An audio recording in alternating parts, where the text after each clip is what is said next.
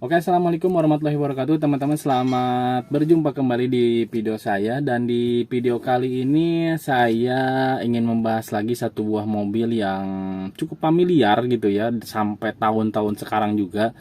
Dan mobilnya lagi saya dudukin ini, teman-teman. Dan mobil ini bertipe MPV, yaitu mobil sejuta umat juga, yaitu Daihatsu Xenia tahun 2009, teman-teman. Dan eh, dulu saya sempat bikin video singkatnya di eh, video di atas ini, di atas. Jadi teman-teman bisa cek dulu sini yang ini pas awal-awal saya bikin channel YouTube, dan saya sempat ulas sedikit. Saya singgung sedikit tentang mobil ini, yaitu Daihatsu Xenia tahun 2009 dan mesin bertenaga 1000 cc, teman-teman. Jadi bukan 1300 yang XI, tapi yang LI, teman-teman. Dan kali ini saya ingin ulas sedikit lagi bagaimana kondisi mobil Daihatsu Xenia yang saya tempatkan di keluarga saya ini. Saya beli di tahun 2020, tentunya second ya, second hand. Dan mobil ini ditempatkan di keluarga, kemudian untuk operasional keluarga, bukan saya pegang seperti yang di video-video sebelumnya gitu kan. Nah, kemudian untuk Daihatsu Xenia ini saya akan ulas yang pertama bagaimana kondisinya, apa saja yang sudah terjadi dan apa saja yang dirasakan semenjak kami membeli mobil ini dan diputuskan menjadi mobil harian keluarga. Pertama pilihannya yaitu kenapa saya dan keluarga memutuskan untuk membeli mobil ini, teman-teman. Dikarenakan mobil ini yang pertama irit. Nah, yang pertama irit, kenapa irit? Ya karena pertama ya karena 1000 cc. Kemudian kenapa selain irit saya juga memilih mobil ini bersama keluarga, dikarenakan mobil ini adalah mobil RWD, teman-teman, bukan FWD. Sebagaimana kita ketahui bahwa medan-medan di Indonesia itu kan, khususnya di kampung halaman saya ini ya, medannya cukup banyak tanjakan, terjal, dan ya menurut kami yang awam masalah otomotif, mobil RWD adalah mobil yang tepat kami beli untuk dijadikan operasional keluarga kami gitu, teman-teman. Nah itu, teman-teman, kenapa kami memilih ini? Yang pertama adalah irit, yang kedua karena ini RWD, yang selanjutnya dari segi durability, kemudian spare part ini mudah, teman-teman. Sampai saat ini dari 2020, bahkan ini karena second ya, yang kilometernya pun ini sudah entah berapa, karena kilometer untuk odonya tuh nggak jalan, hanya tripnya yang jalan gitu, teman-teman. Tapi kenapa saya dulu putuskan belinya? Yang pertama murah, teman-teman. Waktu itu saya beli di under 70 juta lah, under 70 juta, dan pajak jalan, siap jalan. Dan ya kalau dilihat-lihat sekarang dari nilai jualnya itu masih terkesan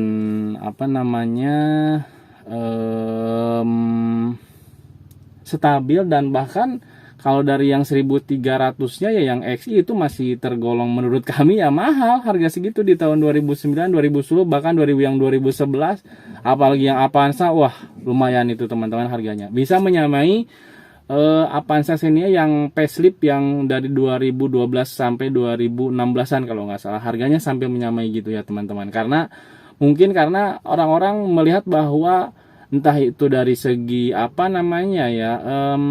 kualitas, dari mulai mesin, bahan-bahannya mungkin ya bisa dikatakan, mungkin menurut analisa para pengguna atau user otomotif dari Toyota dan Daihatsu ini ya, mobil yang awal-awal Gen 1 Xenia Avanza ini mobil yang cukup tangguh, teman-teman. Gitu mungkin sih menurut kami kenapa harganya cenderung stabil, bahkan kalau yang mulus itu sangat mahal, teman-teman, dan bisa dikatakan istimewa. Meskipun ya, which is di banyak sekali salah satu opsi, ada beberapa opsi yang bisa kita gunakan sebagai salah satu mobil dari mobil harian lah gitu ya. Dan bisa jadi opsi gitu, bersaingan dengan mobil MPV ini gitu, teman-teman. Tapi menurut kami adalah Daihatsu Xenia ataupun Toyota Avanza ini masih merajai gitu, teman-teman, sampai sekarang gitu. Apalagi di lingkungan saya ini ya, di lingkungan kampung halaman saya ini, medannya itu ya seperti itu, cukup terjal, banyak jalan-jalan tanjakan, dan ya membutuhkan mobil yang RWD lah menurut kami gitu. Nah dari dulu maka kami putuskan mobil ini teman-teman. Nah dari 2020, saya bilangnya 2020 saja, apa saja yang sudah kami lakukan. Nah gitu, yang pertama kejadian yang di tahun 2022 awal itu putus timing belt teman-teman. Yang paling krusial, yang paling mengagetkan kami waktu itu dipakai sama ponakan saya di perjalanan. Karena di sini ya bengkelnya tidak mudah ya, karena beda dengan di daerah perkotaan gitu ya, bisa kita jumpai bengkel-bengkel mobil dan kita bisa pasang. Nah itu sampai di tengah hutan, bukan hutan sih ya, cuman agak jauh dari rumah, sampai mobilnya telepon, kemudian ke bengkelnya datang setengah jam kemudian, dan mobil ini diderek teman-teman karena putus. Nah gitu, hikmahnya apa dari yang pertama bisa kami ambil dari kejadian putus timing belt itu bahwa timing belt itu ya setiap 1,5 tahun ataupun 2 tahunan lah, menjelang 1,5 tahun itu wajib dicek teman-teman, dari getasnya, dari apa sih namanya, ketipisannya timing belt ya, bukan timing chain ya, sorry ya, karena teman-teman ada mobil MPV ini kan yang 1300 kalau tidak salah, paling yang Avanza sudah pakai timing chain ya teman-teman, jadi bukan belt tapi bentuk rantai gitu teman-teman. Nah kalau ini kan masih belt, jadi karena ini timing belt, jadi meskipun putus, noken asnya itu tidak sampai bengkok dan tidak perlu turun mesin teman-teman kalau masih menggunakan timing belt. Termasuk salah satu mobil yang biasa saya pakai itu yang Suzuki Sidekick itu kan masih pakai timing belt. Nah itu entah mungkin masih aman atau tidak kalau misalkan tiba-tiba kejadian putus gitu di tengah jalan ya. Menurut saya sih, menurut kami masih aman sih kalau misalkan masih sebatas pakai timing belt, bukan timing chain ya, gitu teman-teman. Nah hikmahnya itu bahwa 1,5 tahun itu kita wajib melakukan pengecekan timing belt. Nah itu bisa dilihat kan dari getas-getasnya atau tipisnya timing belt tersebut. Kalau misalkan sudah tipis, lebih baik ganti teman-teman. Ya kalau untuk MPV seperti ini sih banyak ya pilihannya, tidak harus original kalau misalkan dananya terbatas, apalagi tidak dipakai harian, apalagi rental ya teman-teman. Ya pakai yang KW sekian pun, yang penting harganya masuk ya, dan itu benar-benar di para review, para usernya itu positif gitu ya tanggapannya, ya itu bisa digunakan teman-teman.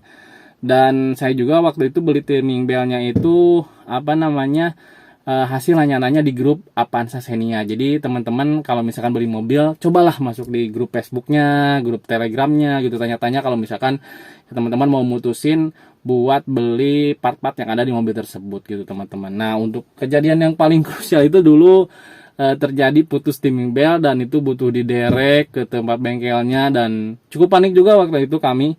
Tapi alhamdulillah bisa teratasi dan mesin tidak apa-apa ya, karena begitu putus timing belt tidak dipaksakan atau apa-apa, karena mobil tidak bisa jalan ya teman-teman. Nah gitu teman-teman. Nah pertama putus timing belt. Kemudian untuk yang lainnya ya kami melakukan penggantian ban. Ini dari beli cukup ganti ban 4-4-nya, ini 4 buah, pakai Dunlop SP10. Sampai sekarang dari pas beli itu kan di pertengahan 2020, di akhir 2020 kami ganti ban, sampai sekarang belum ganti lagi. Dan untuk rutenya menurut kami sih udah sering ya dipakai ke Bandung, bukan sering ya, pernah tiap tahun gitu kan, dari 2020 sampai 2023 ini ya dipakai ke Bandung pernah, ke Jakarta pernah, ke pelabuhan apalagi ke daerah Cisolok sana pernah, karena ini kan di Sukabumi Selatan, mendekati Cianjur ya daerah saya ini. Jadi ya cukup jauh juga penjelajahan mobil ini, tapi alhamdulillah tidak rewel teman-teman. Hanya ada beberapa tips karena mungkin kami masih awam di keluarga untuk menggunakan sebuah mobil, jadi ya otodidak saja kami kami melakukan maintenance-nya gitu. Terutama kalau misalkan masalah oli ya kita cek aja di tripnya ini, kalau misalkan sudah mendekati 4.000 kita melakukan penggantian oli. Nah oli yang kita gunakan adalah Pastron Tekno yang 1040 yang dari SPPU ya teman-teman, yang warna hijau. Kita suka beli 3 botol yang 1 liter, karena kan 1000 cc. Jadi kalau 1000 cc itu kan 3 liter cukup gitu ya teman-teman. Nah tapi kita kadang suka beli 4 gitu buat persediaan. Nah itu kan buat jaga-jaga juga kalau misalkan ada sesuatu hal yang tidak diinginkan. Nah sekali lagi untuk olinya kita menggunakan oli Pastron Tekno 1040W yang dari SPBU, dan kita selalu belinya di SPBU teman-teman, karena untuk menjaga originalitas dari oli tersebut. Bukan tidak percaya kepada toko-toko, hanya prinsip kami, saya dan keluarga ya, untuk perawatan mobil ini yang pertama ya kita beli di SPBU saja untuk lebih meyakinkan. Nah itu teman-teman, sarannya ya lebih baik beli di SPBU ya untuk pembelian oli mesinnya gitu teman-teman. Nah kemudian yang harus dijaga juga selain oli, yang patut dicek setiap berangkat kerja atau apa sih, setiap berangkat mau digunakan ya teman-teman, pengecekan juga radiatornya, cairan radiator.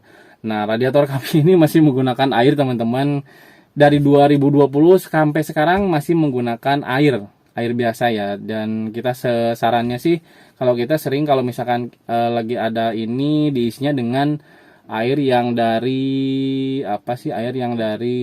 pembuangan AC atau air conditioner ya teman-teman, karena itu lebih safe, lebih bagus untuk digunakan sebagai air radiator dan tidak begitu menimbulkan korosif teman-teman. Ya lebih baiknya sih kita menggunakan air coolant, dan itu dikorok terlebih dahulu, di drain terlebih dahulu di bengkel khusus radiator gitu teman-teman. Nah tapi kami sampai saat ini masih menggunakan air biasa tersebut, bahkan air yang dari AC teman-teman, seperti itu. Jadi lebih baik, lebih bagus, dan alhamdulillah sampai saat ini tidak terjadi kebocoran. Hanya kalau tidak salah di 2021 saya sempat mengganti arangnya dari komponen kipas radiatornya teman-teman. Waktu itu sempat naik turun si termometernya ini, si jarum suhunya ini sempat mau high, sempat mau panas gitu kan. Tapi saya coba cek ke bengkel, ternyata sambil lihat-lihat di YouTube ya isinya coba dibuka untuk arang dari kipasnya, ternyata hanya 50.000 diganti bagus lagi kipasnya, seperti itu teman-teman. Dikira sih komponennya banyak gitu, tapi ternyata hanya seperti itu saja. Nah itu kemudian kalau body ya pastilah, karena ini 2009 dan saya beri di 2020 di usia 11 tahun. Kalau body ya sekarang udah mulai sebenarnya sih udah harus full repaint ya teman-teman. Ini ada yang beberapa spot yang retak-retak ataupun dempul-dempulnya udah kelihatan gitu kan. Jadi ya ya sebenarnya harus di full repaint sih ini untuk mobil ini, tapi karena kita masih keterbatasan dana ya ya nantilah mungkin untuk budget itu, karena kan butuh 3-4 jutaan ya kalau harus full repaint. Kalau dari yang lain ya, karena saya dulu agak selektif pada saat membeli mobil, hanya mengganti wiper, mungkin karet wiper belakang, karet wiper depan gitu kan ya. Itu sih hanya pergantian biasa ya. Kalau dari hal-hal lain, kampas rem pada saat saya beli karena langsung ganti, kemudian oli mesin ganti, oli transmisi seperti itu kan, karena ini kan manual gitu kan ya. Ya sarannya teman-teman kalau misalkan mau beli mobil sih ya, apalagi yang beli yang second ya langsung diganti aja, kayak oli mesin, oli transmisi gitu kan. Kalau bisa sih kuras minyak remnya gitu kan, dikuras, diganti yang baru biar lebih safe, lebih aman pada saat kita menggunakannya gitu teman-teman. Nah untuk sekali lagi balik lagi ke body ya, body sih sebenarnya harus full repaint, tapi tidak begitu mencolok. Kalau pada saat dibawa di jalan ya masih layak kita pakai. Hanya nanti ke depan harus full repaint sih gitu teman-teman. Nah apalagi ya, kalau dari segi dashboard yang lain aman-aman aja sih, tidak ada gludak-gludak. Hanya mungkin pernah yang belakang itu udah ganti kaki-kaki, shock absorbernya udah ganti satu set teman-teman. Ini pakai Kayaba yang warna kuning. Jadi ya itu, kalau kaki-kaki ya pasti karena di kami jalannya lumayan agak bermasalah ya, kurang smooth lah. Jadi untuk yang di bagian kaki-kaki sih ya itu aja. Untuk shock absorbernya yang yang sudah diganti, yaitu shock absorber pakai Kayaba yang warna kuning teman-teman. Nah kalau yang lainnya mungkin baik-baik aja, dashboard aman, tidak gludak-gludak, dan jok masih original teman-teman. Ini nggak disarung tapi aman-aman saja, dan alhamdulillah sampai sekarang dari segi manfaatnya mobil ini sudah memberikan manfaat-manfaat yang sangat banyak, tidak hanya bagi kami, keluarga besar kami, tapi juga bagi tetangga kami, tetangga kerabat kami yang dekat, karena kan ada yang apa sih namanya lagi kebutuhan untuk lahiran, mungkin sakit seperti itulah, jadi bisa digunakan. Kalau mobil seperti ini kan muatnya banyak ya, kalau dipaksakan muat 7 penumpang gitu. Jadi alhamdulillah mobil ini sudah memberikan manfaat bagi kami dengan harga yang cukup reasonable ya bagi kami, bagi harga yang cukup masuk, dan sampai sekarang bisa memberikan manfaat dengan perawatan yang masih worth it lah, masih masuk dengan kemampuan-kemampuan di keluarga besar kami. Gitu aja teman-teman. Jadi teman-teman yang mau meminang mungkin mobil pertama yang punya budget 60-70 jutaan, ya saran saya sih bisa jadi opsi kalau misalkan teman-teman ingin memiliki mobil MPV yang cukup reasonable, kemudian dari segi durability-nya sudah tidak diragukan lagi, spare part-nya melimpah, ya ini bisa jadi salah satu opsi Daihatsu Xenia ini. Dan kalau mau yang irit ya 1000 cc, kalau mau yang agak bertenaga mungkin 1300 cc bisa jadi opsi, tapi harganya mungkin agak lebih tinggi ya untuk sekarang, apalagi kalau yang Avanza ya teman-teman. Untuk yang tipe G itu ya masih 80, bahkan ada yang 90, apalagi yang tipe S itu, yang tipe S 1500 yang Avanza, wah lumayan, bahkan bisa nyampe ada yang 100 teman-teman kalau yang istimewa ya sekarang. Nah gitu aja teman-teman untuk video kali ini. Jadi itulah seputar pengalaman kami sebagai keluarga yang memiliki mobil pertama, khususnya mobil ini Daihatsu Xenia yang 1000 cc ini. Jadi sampai sekarang, sampai 3 tahun ketiga ini masih kami pertahankan, masih kami jaga, masih kami rawat, karena ada beberapa pertimbangan yang masih kami pertahankan gitu teman-teman, karena mobil ini ya cukup mudah perawatannya, kemudian cara pemakaiannya, handlingnya pun sangat mudah dan bisa cepat nyambung gitu ya teman-teman dengan driver yang biasa, keluarga yang bisa pakai mobil ini gitu teman-teman, tidak begitu susah lah. Nah itu aja teman-teman untuk video kali ini. Terima kasih sekali lagi yang sudah nonton di video saya, terima kasih yang sudah like, komen, dan subscribe. Kalau misalkan teman-teman yang punya pengalaman memakai mobil MPV yang murah seperti ini, Daihatsu Xenia 1000 cc, silahkan komen di kolom komentar. Mungkin nanti bisa sharing-sharing untuk pengalaman-pengalamannya, atau apa saja mungkin yang berhubungan dengan mobil-mobil seperti ini yang di bawah tahun 2010-an ya, tapi sekarang masih bisa banyak lalu lalang di jalanan gitu teman-teman.